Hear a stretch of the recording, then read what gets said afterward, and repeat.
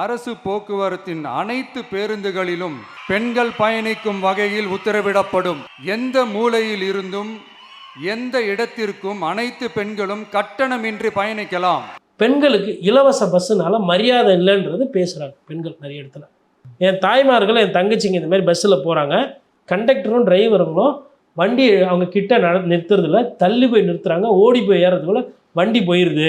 இது எங்களுக்கு சுத்தமாக மரியாதை போச்சு, மதிப்பு இல்லைன்னு சொல்லிட்டு இந்த பதிவு என்பது தமிழகத்தில் நிறைய இடத்துல இருக்குங்க.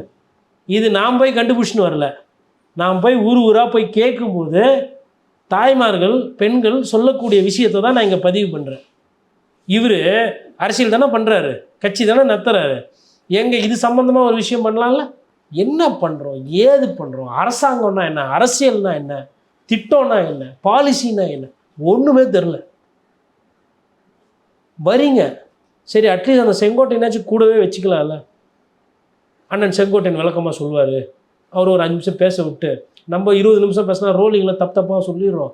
5 நிமிஷம் செங்கோட்டையனை, புஷி ஆனந்த ஒரு 2 நிமிஷம், ஆதவ் ஒரு 3 நிமிஷம். ஆதவ் தேவையில்லாத மற்ற கட்சியை பண்ணி தேரை இழுத்து தெருவில் விட்டுறாரு, 3 நிமிஷம் பேசிட்டு அவங்கள வச்சு ஒரு 15 நிமிஷம் ட்ராமா பண்ணிட்டு இவரு ஒரு 10 நிமிஷம் பஞ்சு டயலாக் பேசிட்டு போயிடலாமா? இன்னும் கொஞ்சம் பெட்டராக இருக்குமா? இவரும் கற்றுக்கு வரல.